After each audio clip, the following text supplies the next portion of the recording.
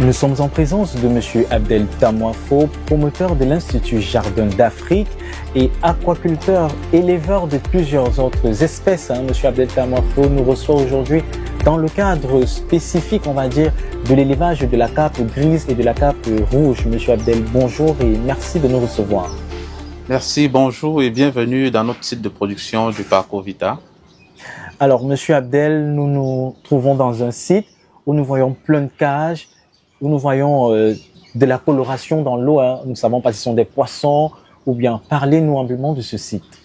Bon, ici, c'est un milieu naturel que nous essayons d'optimiser. Vous savez, aujourd'hui, pour être compétitif, il faut s'appuyer sur, ou encore il faut conjuguer les ressources naturelles ou encore les matières premières et la matière grise. Donc, nous sommes ici, là, contrairement à notre site de Locpom où c'est vraiment artificiel, nous sommes ici dans un milieu naturel où on produit la carpe grise et la carpe rouge, communément appelée le tilapia.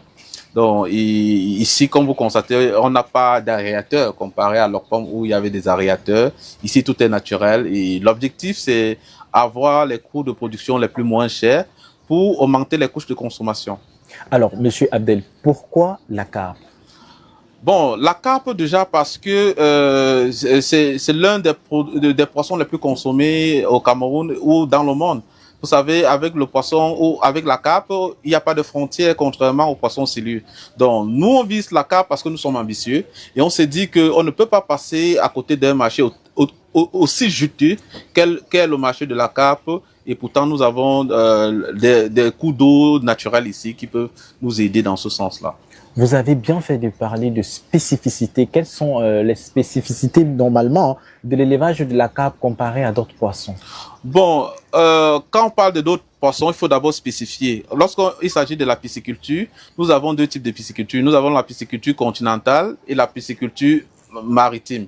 Donc, quand on parle de pisciculture maritime, on fait plus allusion aux poissons de mer, d'eau salée. Or, lorsqu'on parle de la pisciculture continentale, on parle de la pisciculture avec les eaux douces, comme cette eau ici. Donc, quand on parle d'eau douce, on va parler de l'eau du forage, l'eau des lacs, l'eau des fleuves, et toute eau qui n'est pas salée. Donc, la particularité avec les poissons, avec la carpe, c'est que le besoin en oxygène est plus élevé. Donc, l'eau doit être oxygénée, contrairement aux cellules qui n'ont pas besoin d'une eau oxygénée. Donc, et la meilleure façon d'avoir une eau oxygénée, c'est aller faire la pisciculture dans le milieu naturel où l'eau bouge et forcément elle s'oxygène d'elle-même. Alors, vous avez bien fait. La question qui suivait était de parler de la qualité de l'eau, chose que vous avez déjà développée. Alors, Monsieur Abdel, quelles sont les principales étapes du cycle de vie d'une carpe? Bon, nous avons en gros 4 à 5 étapes. Bon, la première étape, c'est lorsque nous avons les larves. Ça se passe généralement soit en bac d'incubation, soit dans les écloseries. Donc, et après cette étape, nous avons la période de grossissement, de pré-grossissement, qui est la transition entre le démarrage à l'écloserie et l'engraissement en cage. Et après, maintenant, nous avons l'engraissement, donc le grossissement, comme ce sera le cas tout à l'heure lorsque nous allons aller sur les cages. Et enfin, nous avons la reproduction, là où on prépare des poissons à être des géniteurs, ou bien on les met en exergue ou en évidence dans la reproduction. Parlons avec vous le côté environnement, parce que nous savons que toute activité parallèle avec l'environnement, quel est l'impact de votre activité sur l'environnement local? Bon, actuellement, ça dépend, il faut spécifier. Est-ce un impact économique? Bon, on va parler de l'impact économique, hein, voilà, oui, c'est positif parce que nous sommes ici en plein cœur de Bonamo-Sadi, qui est l'arrondissement de Douala 5e, où le pouvoir d'achat est plus élevé, où c'est un grand foyer de consommation de poissons. Vous allez vous rendre compte que le choix de ce site n'a pas été au hasard. Nous avons, juste à côté, nous avons le petit terrain Bonamo-Sadi, qui est l'un des plus grands foyers de consommation de poissons brisés. Et selon nos recherches, la consommation par soir là-bas est à plus de 1 tonne. Et malheureusement, c'est un poisson congelé qui est vendu là-bas. Donc, notre challenge personnel, c'est de substituer ce poisson à un poisson où on produit tout naturellement et biologiquement ici. Nous allons rester dans le volet économique toujours. Oui. Comment est-ce que vous commercialisez vos carpes, hein? Là, maintenant, nous allons entrer dans les détails. Hein. Vous allez nous dire si vous avez des partenaires ou bien vous avez des personnes, vous commercialisez ça chez des personnes lambda? Non, nous avons des partenaires. Voilà, comme l'un de nos plus grands partenaires comme BioAgroFarm, qui nous permet d'avoir la meilleure qualité des intrants, des équipements pour la pisciculture, mais aussi pour des connaissances pratiques. Donc, nous avons des partenaires allant sur nos cibles. Nous visons toutes les couches. Voilà, parce que j'ai dit d'entrée de jeu que notre objectif, c'est de produire le maximum plus moins cher que possible. Et une fois que c'est produit, le plus moins cher, on peut vendre ça à un prix très bas et augmenter donc les couches de consommation. Donc, nous visons les ménages. Voilà, quand on parle de ménage, ça ne doit pas seulement être un poisson des personnes de Bonanjo ou de Bonamoussadi. Nous visons des quartiers comme Bilongué, comme Dakar, comme Sormao, voilà, des quartiers un peu reculés comme ça. Et il n'y a que cette capacité à produire moins cher qui peut nous aider dans cet élan. Donc, nous avons aussi des restaurants, nous avons des hôtels, nous avons des braiseuses. Donc, ici, nous voulons aller de la fourche à la fourchette. Voilà, nous voulons aller de la fourche à la fourchette. Nous avons ici un projet de restaurant en vue. Mais pour l'instant, nous avons des cages flottantes que nous allons passer à 10 bientôt. Nous avons un point de vente qui est en construction parce que ici, vous avez cette possibilité de venir pêcher votre poisson pour ceux qui veulent se divertir le week-end. Ces personnes-là peuvent venir ici pêcher et on va conditionner cela. Et si elles veulent, même on peut éviscérer, nettoyer avant de leur livrer. Alors, Monsieur Abdel, je suis toujours dans le volet économique. Hein. Excusez de rester dans ce volet. Vous vendez votre poisson, le kilogramme. On veut connaître les prix. Oui, actuellement, le kilogramme coûte 2500. Mais notre challenge, c'est passé à 1500. Voilà, bon, ça c'est pour le dernier consommateur. Mais pour les revendeurs et les grossistes et les personnes qui ont des consommations importantes, nous pouvons aller jusqu'à 2000, 2200, 2300 le kilo. Nous allons retenir que le poisson est pour toutes les couches sociales alors. Oui, oui. Sachant qu'une activité ne peut pas avoir, toute activité a des répercussions sur les défis, bien évidemment. Monsieur Abdel, vous rencontrez plusieurs défis. Hein. Nous vous laissons le soin de nous en dire. Oui, notre défi actuellement, c'est le volet alimentation, parce que l'aliment coûte très cher. Pour ce qui est de l'aliment consommé actuellement, il est importé. Et du coup, ça coûte un peu cher. Donc, mais il y a des solutions.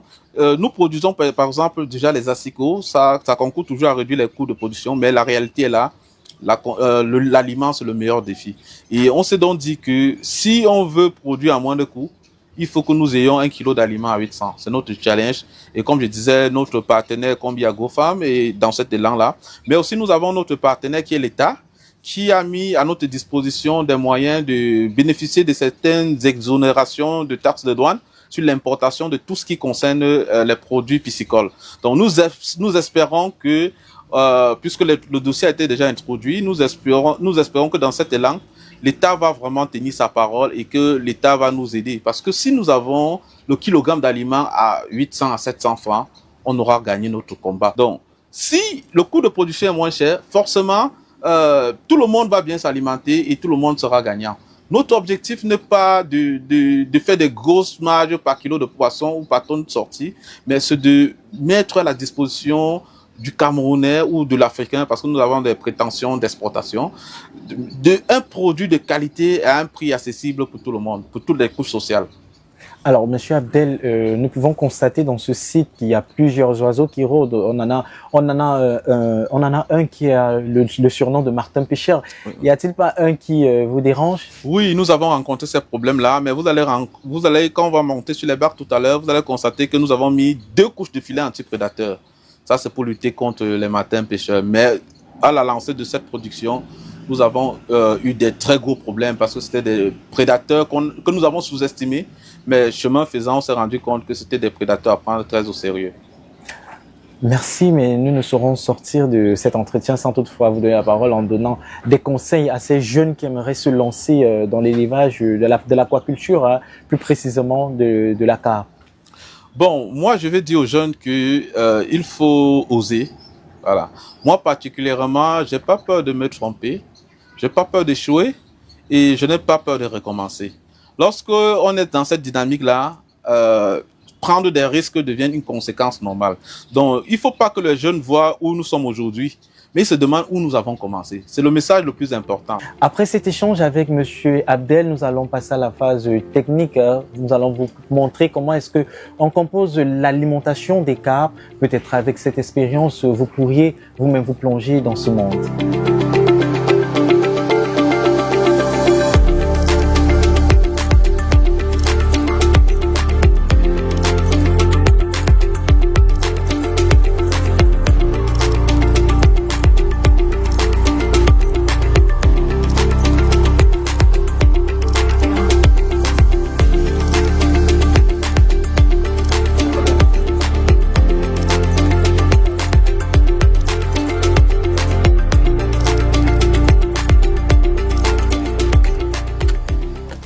En présence de Monsieur Ornel, technicien de l'Institut Jardin d'Afrique, avec lui, nous allons avoir le processus de transformation, le processus de préparation des aliments pour les carpes. Okay, bonjour à tous. Bon, nous sommes en train de préparer les aliments déjà pour nourrir les carpes. Et déjà, pour la nutrition des carpes, c'est en fonction de leur poids, en fonction des heures. Et vous pouvez constater, il y a des quantités bien précises. Comme ici, nous avons 9 kilos. Et là, nous avons 8 kilos. Maintenant, en fonction de ces quantités, nous introduisons ce qu'on appelle les probiotiques. Probiotiques, c'est quoi? C'est un complément alimentaire pour les poissons. Ça leur protège contre les maladies bactériennes, ça leur booste pour l'appétit et ça leur protège contre les maladies de la peau. Donc, c'est à ça que ça sert les probiotiques.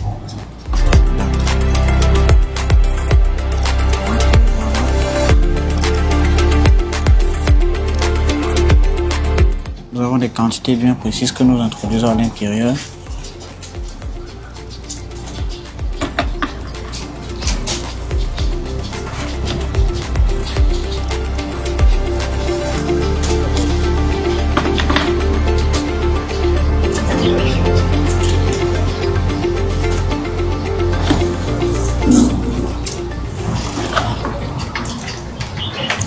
Alors, il y a combien, on doit mettre combien de quantités? 8, nous allons mettre 8.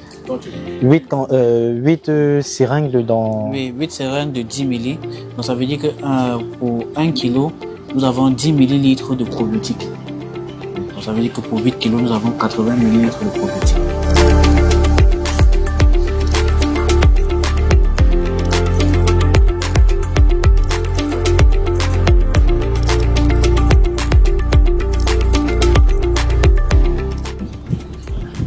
C'est le même nombre qu'on mettra partout. Hein. Bon, là, on a mis 9, ici on met 8. Ok. Je ne suis pas expert comme vous.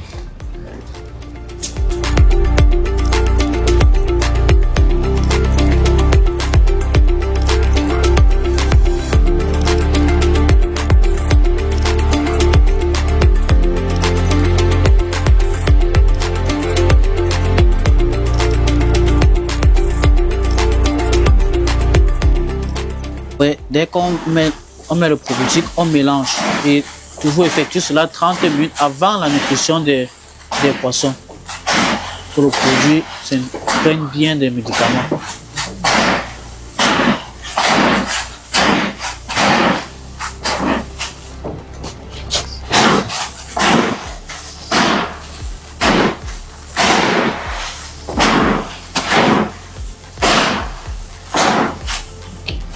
Vous vous souvenez, chers téléspectateurs, lors de notre premier numéro sur l'aquaculture, nous avons utilisé cet engin.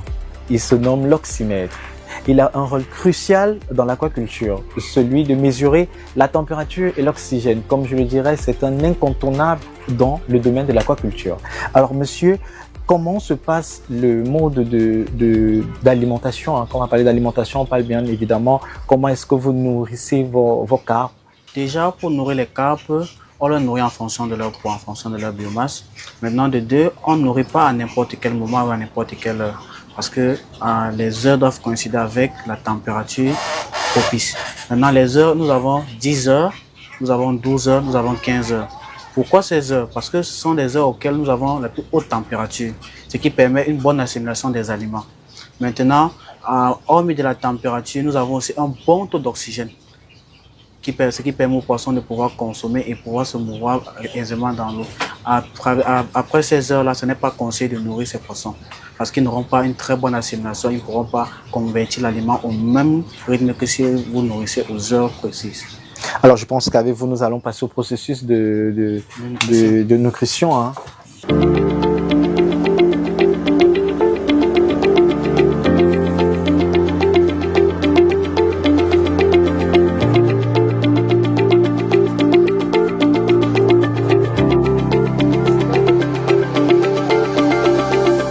Vous pouvez voir là, le taux d'oxygène varie entre 4,2 et 4,1.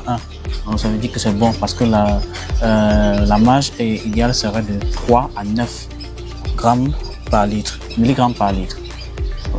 Donc là, vous allez voir la température encore baisser. Nous sommes maintenant à 28. Nous pouvons maintenant leur donner à manger.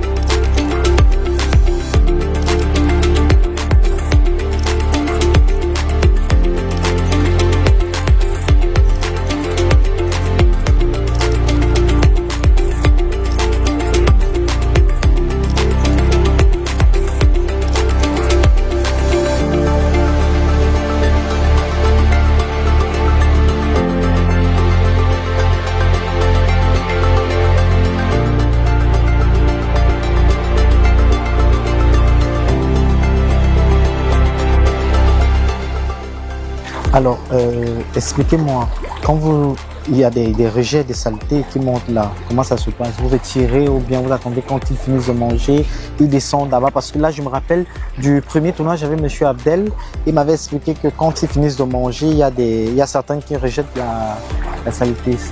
Vous retirez ça comment? Oui, bon, on utilise les cousettes, mais ceux-ci là, c'est l'aliment en fait. Parce que quand on lance là, tous ne prennent pas au même rythme. Donc ils prennent au fur et à mesure. Donc, le matin, quand on arrive, on retire les déchets. Okay. Et quand on lance, on essaie d'éviter de lancer sur place pour éviter qu'ils se blessent. Lance le long derrière. Alors, Monsieur Abdel, vous avez mentionné l'avantage au niveau de l'oxygène. Pouviez-vous revenir dessus? Oui, comme je disais, ici déjà, le débit de l'eau est très bon. Donc ici, on n'a plus besoin d'oxygène de l'eau. Parce que contrairement au bac hors sol où on était à la première émission, là-bas on a besoin de l'énergie électrique. Donc ce sont des coûts supplémentaires de production. Or, par contre ici, on n'a plus besoin. L'eau s'oxygène naturellement et on ne renouvelle pas l'eau. L'eau se renouvelle seule. Et c'est deux ressources très importantes dans le coût de production. Donc ici, tout est naturel et c'est bio vraiment. J'ai remarqué que en entrant dans la barge, il y a d'autres petits poissons qui sont dans le lac. Ouais. Comment vous faites avec cela? Bon, déjà, ces petits poissons nous donnent un signe positif sur la qualité de l'eau ici. Et les conséquences sont là. Aujourd'hui, nous sommes à 3 mois de production. Nous avons déjà des poissons de 410 grammes. Ça, c'est inédit au Cameroun dans ce qui concerne la pisciculture continentale. Ça, c'est dû à la qualité de l'eau. Donc, ces poissons que vous voyez là, nous ont donné des signes très positifs qui prouvent que cette eau est bonne pour l'élevage des poissons. Bon, maintenant, si vous remarquez, aux extrémités, là, il y a des poissons qui entrent lorsqu'ils sont petits, oui, mais après, ils calent dans nos filets. Donc ça, c'est notre avantage aussi. On va dire, c'est un mal pour un bien. Ouais. Et excusez-moi de revenir à l'intérieur de la bâche. Nous avons constaté un tableau où vous mentionnez le nombre de poissons, le nombre de morts. Et en chaque heure, comment se passe? Il y a quelqu'un qui contrôle ou bien? Oui, il y a notre technicien, M. Simplice. Lui, c'est notre technicien, il est étudiant parce que nous sommes un institut supérieur et il est tchadien, c'est aussi un Africain. Donc, chaque jour, son travail ici, c'est quoi? C'est quand il arrive le matin, il fait d'abord la ronde pour se rassurer que tous les poissons se portent bien. Une fois que la ronde est faite, s'il y a des morts, il retire, il va les noter et il doit peser les aliments, il doit les distribuer en fonction de leur biomasse. Donc, on les nourrit les poissons en fonction de leur poids et de la température de l'eau. C'est ça qui conditionne la quantité et la qualité de l'aliment qu'ils doivent manger. Ouais. Il faut rappeler que l'Institut Jardin d'Afrique, on va dire, c'est un centre de formation. Non, c'est un institut supérieur. Voilà, c'est un institut supérieur. Nous formons les BTS, nous formons les masters, les licences jusqu'au cycle ingénieur. Voilà, mais nous formons aussi tous ceux qui n'ont pas eu des diplômes. Nous avons des formations professionnelles telles pratiques. Parce que chez nous, pour nous, c'est je sais faire quoi. C'est ça notre objectif. Ça répond à cette question qui mobilise toute notre force. Alors, Monsieur Abdel, dans ce site, combien de techniciens avez-vous? Bon, nous avons ici 5 techniciens. Nous avons 5 techniciens qui travaillent en relais. En relais. De jour comme de nuit. Oui. D'accord. Donc, et dans ce bac-ci, nous avons 4500. Ici, nous avons ensemencé 4500. Ici, nous sommes à 3500. Donc, et ça, c'est l'avantage des cages flottants, c'est qu'on peut aller en haute densité. Merci Monsieur Abdel, merci à toute l'équipe de Jardin d'Afrique de nous avoir reçus sur votre nouveau site d'exploitation d'apiculture. Monsieur Abdel, si vous avez un dernier mot pour les téléspectateurs. Bon, mon dernier mot, c'est que nous serons prêts. Nous aurons des poissons d'ici fin novembre. Donc, on va fêter avec du poisson bio. Donc, si vous avez besoin d'un poisson de qualité, vous pouvez venir vous-même pêcher parce que c'est passionnant.